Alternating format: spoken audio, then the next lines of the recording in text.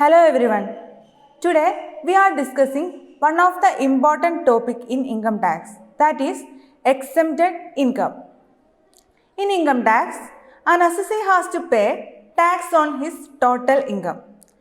But there are some incomes which are not taxable. Such incomes are exempted incomes. Exempted income is defined in Section 10 of the Income Tax Act. The incomes that are not chargeable to tax as per the income tax law are exempted incomes. That means the incomes which are not taxable as per Income Tax Act. These incomes are not included in the total income for the purpose of tax calculation. Next, let's take a look into various exempted incomes. First one, agriculture income. Agriculture income is defined in Section 10, Subsection 1. Agriculture income earned by a taxpayer in India is exempt from tax. Agriculture income means any rent or revenue which is earned from a land that is situated in India that is used for agricultural purpose. Such income is exempt if the agriculture land is situated in India. Otherwise, these incomes will not be exempted. Next one, receipt by a member from HUF. It is given in Section 10, Subsection 2. It states that the amount received from HUF by an individual out of the income of family or out of the income of impartible estate of the family is exempt under Section 10, Subsection 2.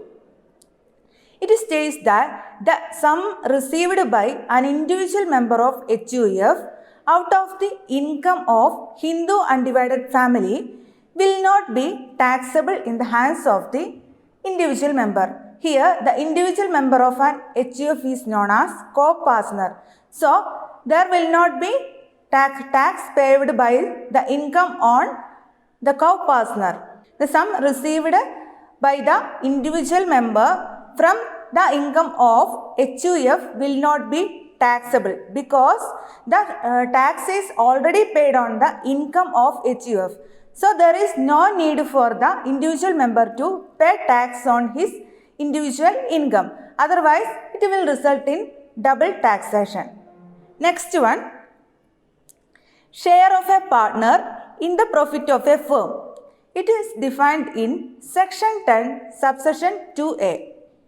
Share of profit of a partner from a firm is not taxable in the hands of the partner because the firm is liable to pay tax on its income.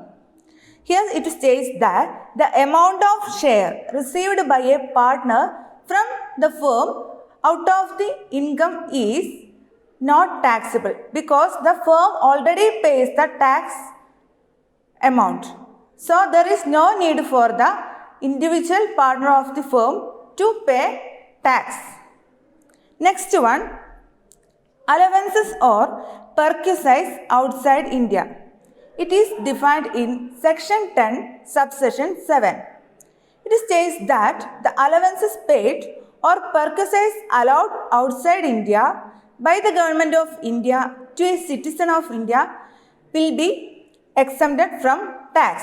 That means the allowances received by a citizen, that is the allowance or perquisites allowed outside India to an Indian citizen by the Indian government will be exempt from tax. Next one, educational scholarship. It is mentioned in Section 10, Subsection 16. Scholarship granted to meet the cost of education, whether by the government or any other organization, are fully exempt. It states that the scholarship granted by any organization or whether it is a government, it will be help to meet the cost of education, but that amount is exempted from tax. Next one, allowances of MP, MLA under Section 10, Subsection 17. MP means the member of parliament and MLA means the member of legislative assembly. In this, it states that the allowances received by the MP or MLA will be exempt from tax. Like that, the daily allowance of MP or MLA is exempted from tax. That is not a taxable income. Next one, payments under Bhopal gas leak disaster. It is given in section 10, subsection 10BB. Any payment under Bhopal gas leak disaster is fully exempt under section 10, subsection 10BB. It states that the amount of compensation received by the victims of Bhopal gas leak disaster will be exempted from tax. There is no need for paying tax on that amount. Next one, compensation of a disaster. Any amount received from the central government or state government or a local authority by an individual or his legal heir by way of compensation on account of any disaster shall be exempt. It states that after a disaster, the compensation received by an individual or his legal heir from the government, central government, state government or any local authority will be exempted from income tax. It is not a taxable amount. Ninth one, any amount received under life insurance policy. It is given in section 10, subsection 10D. In this, it states that any sum received from life insurance policy is exempted from tax. But if it is from a keyman insurance policy, then that amount will be taxable. In this, it states that the amount received from life insurance policy is exempted. But if that life insurance policy is a keyman policy, then that amount will be taxable. Next one, family pension. It is given in section 10, subsection 19.